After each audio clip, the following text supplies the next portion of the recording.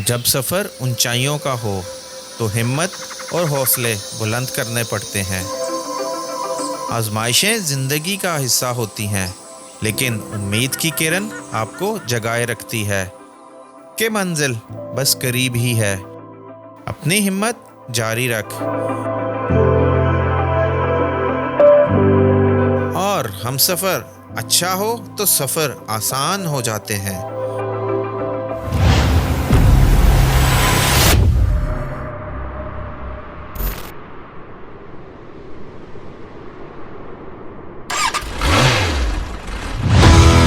Being a content creator and traveller, हर नए gadget को टेस्ट करना जरूरी होता है। इसलिए न्यू सुजुकी GSX 125 लेते ही मैं राइड पे निकल पड़ा